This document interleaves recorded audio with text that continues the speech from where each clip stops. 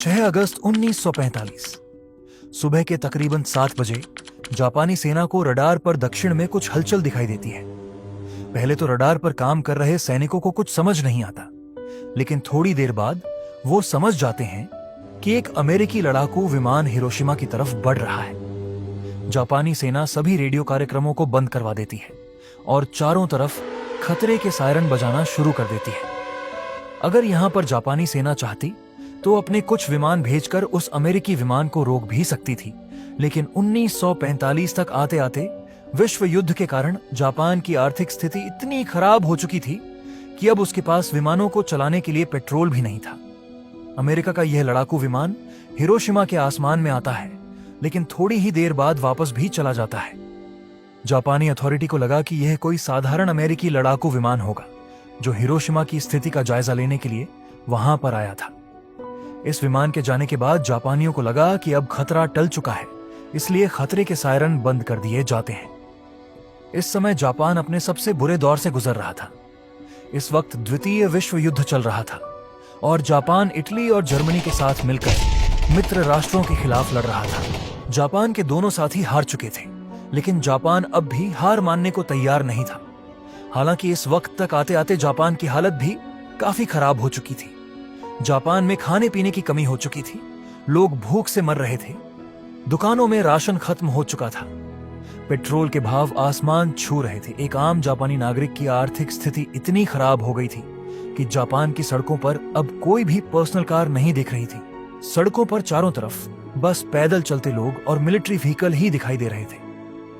6 अगस्त 1945 की उस सुबह जब अमेरिका का वो लड़ाकू विमान हिरोशिमा के आसमान से वापस चला गया, तो जापानी सेना को लगा कि वह विमान युद्ध की स्थिति का जायजा लेने आया होगा। जापानी अधिकारियों का यह अनुमान सही भी था, लेकिन उन्हें नहीं पता था कि विमान युद्ध की स्थिति का नहीं बल्कि मौसम का जायजा लेने आया था। विमान वापस लौट जाता है तो जापानी अधिकारी चौन की सांस लेते हैं, लेकिन थोड़ी ही देर बाद सुबह के तकरीबन 8 बजे दक्षिण से एक और विमान आता है। जापानी सेना इस विमान को भी रोक सकती थी, लेकिन उन्हें लगा कि यह विमान भी पहले की तरह बस स्थिति का जायजा लेने आया होगा। पर उन्हें क्या पता था कि यह विमान उनकी मौत का फरमान लेकर आ रहा था। जापान की तरफ बढ़ रहा यह विमान एनोला गे नाम का एक बम वर्षक विमान था। इस विमान को मेजर थॉमस फेरे उड़ा रहे थे। सुबह के ठीक 8:15 पर इस विमान से लिटिल बॉय नाम का एक 4 टन वजनी न्यूक्लियर बम नाक के बल धरती पर गिरना शुरू होता है। इस बम का लक्ष्य हिरोशिमा का ऑयल ब्रिज था, लेकिन तेज हवा के कारण यह बम अपने लक्ष्य से 250 मीटर दूर सीमा सर्जिकल हॉस्पिटल पर जाकर गिरता है। इस बम को धरती पर पहुंचने में 43 सेकंड का समय लगता है और इस बम की शक्ति 15,000 T.N.T के बराबर थी। और जब यह फटा तब तापमान 4,000 डिग्री सेंटीग्रेड तक पहुंच गया। आसमान में उड़ रहे एक दूसरे अमेरिकी लड़ाकू विमान के पायलट चार्ल्स स्विनी बताते हैं कि उस बम के फटते ही इतनी तेज रोशनी हुई कि मानो सूरज धरती पर आ गया हो। यह विस्फोट इतना भयानक था कि कुछ ही पल में कंक्रीट से बनी इमारतों को छोड़कर धरती पर मौजूद हर चीज धुआं बन गई। जिस जगह विस्फोट हुआ उसके 15 किलोमीटर के दायरे में आने वाली हर इमारत के शीशे चकनाचूर हो गए।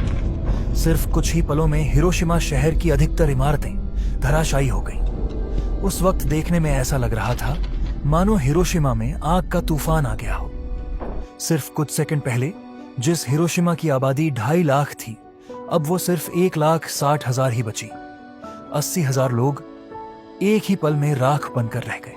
अमेरिकी लड़ाकू विमान एनोला गे के पायलट पोल टिब्स बताते हैं कि यह धमाका इतना खतरनाक था कि विस्फोट होते ही विमान के आगे के केबिन में एक तेज रोशनी फैल गई। यह धमाका इतना तेज था कि इतनी ऊंचाई पर उड़ रहे विमान में बैठे पायलट के दांतों में भी कम कपी होने लगी। ऐसे ही विमान के पिछले हिस्से में बैठे बॉब कैरन ने अपने कोडक कैमरे से उस बहावा मंजर की कई तस्वीरें ली, जिनमें देखा जा सकता है कि विस्फोट के कारण आसमान में बैंगनी बादल बन गए थे और इन बादलों के बीच से मशरूम की तरह दिखने वाला एक बहुत बड़ा सफेद धुएं का गुब्बार ऊपर की तरफ उठ रहा था।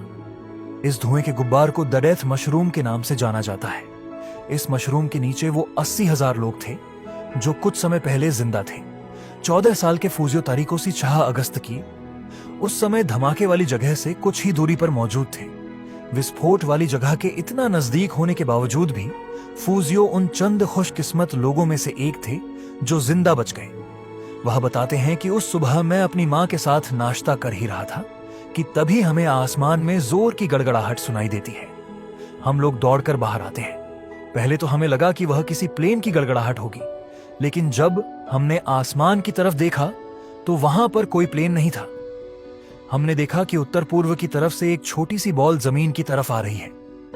यह बॉल जैसे जैसे नजदीक आ रही थी और ज्यादा स्पष्ट हो रही थी। कुछ ही देर में हमें पता चल गया कि यह एक बम था, लेकिन यह सब इतना जल्दी हुआ कि हमें भागने का मौका ही नहीं मिला। फूजियो आगे बताते हैं कि जैसे ही वो बम जमीन पर गिरा, एक तेज रोशनी के साथ इतना भयानक धमाका हुआ कि पहले तो मैं अंधा हो गया और अचानक से मेरे पैरों के नीचे की जमीन इतनी जोर से हिली कि मानो धरती फट गई हो। मैं कुछ समझ पाता। इससे पहले ही एक गर्म हवा के झोंके ने मुझे दूर ले जाकर पटक दिया। इसके बाद मुझे कुछ याद नहीं रहा और मेरी आंखें बंद हो गईं। लेकिन जब मेरी आंखें दोबारा खुली तब मैंने महसूस किया कि मैं जमीन पर पड़ा था। मैंने जैसे ही थोड़ी सी हिम्मत जुटाकर उठने की कोशिश की, तब मुझे महसूस हुआ कि मेरी एक तरफ का हाथ तो मांस का एक टुकड़ा बनकर रह गया था। मैंने जैसे तैसे अपने टूटे हुए हाथ को संभाला। मेरे आसपास मौजूद हर चीज राख हो चुकी थी और मुझे तुरंत अपनी मां का ख्याल आया। लेकिन मेरी मां की किस्मत शायद मुझसे ज्यादा अच्छी थी। उन्हें मेरी तरह अपने गले हुए हाथ को नहीं उठाना पड़ा। मेरी मां मुझे छोड़कर जा चुकी थी। यह बातें बताते हुए फूजियो की आंखों में आंसू आ गए। उनका मानना है कि मरने वालों की किस्मत जिंदा लोगों से अच्छी थी, क्योंकि उन्हें उस तबाही के बाद के भयानक मंजर को नहीं देखना पड़ा। इस हादसे के बाद बचे हुए लोग हॉस्पिटल जाने की कोशिश करने लगे, लेकिन सभी हॉस्पिटल में इतने ज्यादा केस आने लगे कि इलाज के लिए कोई जगह नहीं बची थी। इस घटना के कुछ दिनों बाद लोगों के पूरे शरीर पर बैंगनी चकत्ते होने शुरू हो गए और सर के सारे बाल भी जड़ गए। हिरोशिमा की 1/3 आबादी को इतनी बेरहमी से मौत के घाट उतारने के बाद भी अमेरिका के राष्ट्रपति हैरी ट्रूमैन अमेरिका की सैन्य ताकत पर गर्व करते हुए बड़ी बेशर्मी से कहते हैं कि हमारे विमानों ने दुश्मन पर एक बम गिराया है, जिसके कारण दुश्मन देश में भारी तबाही हुई है। यह बम 20 जहाज टन का था और यह अब तक के सबसे शक्तिशाली बम से भी 2000 गुना ज्यादा विध्वंसक है। ब्रह्मांड की शक्ति वाले इस बम ने हमारी हथियारों की श्रृंखला में क्रांतिकारी परिवर्तन किया है। ट्रूमैन आगे कहते हैं कि हम इससे भी खतरनाक हथियार बनाने पर काम कर रहे हैं। अमेरिकी राष्ट्रपति के इस बयान से अब आप अंदाजा लगा सकते हैं कि अमेरिका को इतने निर्दयी लोगों की जान जाने के बाद भी इस हमले का कोई अफसोस नहीं हुआ। इस धमाके के बाद जो लोग जिंदा बचे वो अपनी जान बचाने के लिए सड़क से इधर उधर भागने लगे। सड़क पर चल रहे लोग ऐसे लग रहे थे मानो मुर्दे जिंदा हो गए हों। इनके मुंह से खून निकल रहा था और इनके पूरे शरीर पर चमड़ी और मांस इस तरह लटक रहा था कि मानो इन्हें हल्का सा छूने पर भी इनका मांस हमारे हाथ में आ जाएगा। यह सभी तड़पते हुए लोग पानी के लिए चीख रहे थे, पर इन्हें पानी भी नसीब नहीं हुआ। हालांकि इस विस्फोट के बाद सुबह के 11 बजे बरसात भी होती है, लेकिन यह बरसात पानी की बरसात नहीं थी, बल्कि यह विस्फोट के कारण उत्पन्न हुए रेडियो एक्टिव पदार्थों की बरसात थी। इस बरसात में जो पानी बरस रहा था वो ग्रीस की तरह काला था। उस वक्त वहां पर मौजूद जो भी इंसान इस बरसात के संपर्क में आया उसे स्किन कैंसर जैसी जानलेवा बीमारियां हुई। कई आंकड़ों के मुताबिक उस वक्त विस्फोट के तुरंत बाद 80,000 लोगों की जान गई।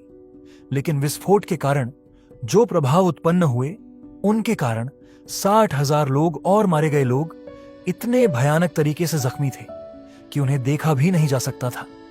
अमेरिका के हमले के सामने पूरे हिरोशिमा और जापान ने दम तोड़ दिया, लेकिन अमेरिका के नापाक मंसूबे अब भी पूरे नहीं हुए थे। इस हमले के ठीक 3 दिन बाद 9 अगस्त की सुबह अमेरिका एक बार फिर जापान के ही एक और शहर नागासाकी पर ऐसा ही एक और परमाणु हमला करता है। पहले यह हमला जापान के औद्योगिक शहर कुकुरा पर होने वाला था, लेकिन मौसम खराब होने के कारण हमले की जगह को बदलकर कुकुरा की जगह नागासाकी कर दिया गया। घड़ी में जब सुबह के ठीक 11 बज रहे थे, तभी अमेरिकी लड़ाकू विमान B-29 अपनी बैली से फैटम को रिलीज करता है। 4500 किलो वजन वाला यह बम हिरोशिमा पर गिराए गए लिटिल बॉय के बराबर ही ताकतवर था। 52 सेकंड तक हवा में गिरते रहने के बाद जमीन से 500 फीट की ऊंचाई पर यह बम फटता है। शहर से बाहर काम करने वाले कुछ मजदूर बताते हैं कि जब बम फटा तो पहले तो उन्हें कुछ समझ नहीं आया, लेकिन बाद में उन्होंने देखा कि चारों तरफ लाशें ही लाशें को थीं। उनमें से कुछ बताते हैं कि हमने पहले कभी परमाणु बम के बारे में नहीं सुना था, इसलिए हमें कुछ समझ नहीं आ रहा था। जो लोग जिंदा बच गए, उनके शरीर की चमड़ी गल रही थी। लोग मदद के लिए चीख रहे थे, चिल्ला रहे थे। जिस जगह विस्फोट हुआ उसके 1 किलोमीटर के दायरे में हर चीज या तो धुआं बन गई या राख बन गई। लगभग 74,000 लोग इस हमले में मारे गए और इतनी ही संख्या में लोग घायल भी हुए। नागासाकी पर हुए हमले के बाद अमेरिकी राष्ट्रपति हैरी ट्रूमैन ने एक बार फिर अपने देश को संबोधित किया। Every productive enterprise the Japanese have in any city, we shall destroy their docks, their factories. इस संबोधन में वह कहते हैं कि अगर जापान ने अब भी हार नहीं मानी तो वह और हमले करेंगे, जैसे जापान के हजारों आम नागरिक मारे जाएंगे। इसलिए जापान के लिए बेहतर यही है कि वह आत्मसमर्पण कर दे। हिरोशिमा और नागासाकी पर हुए परमाणु हमले और 8 अगस्त को सोवियत यूनियन ने भी जब जापान के खिलाफ मोर्चा खोल दिया तो जापान ने हार मानकर 6 दिन के बाद आत्मसमर्पण कर दिया और इसी के साथ द्वितीय विश्व युद्ध भी समाप्त हो गया। यह युद्ध भले ही उसी दिन समाप्त हो गया, लेकिन इसने हिरोशिमा और नागासाकी को इतने बड़े जख्म दिए कि जिनकी हम कल्पना भी नहीं कर सकते।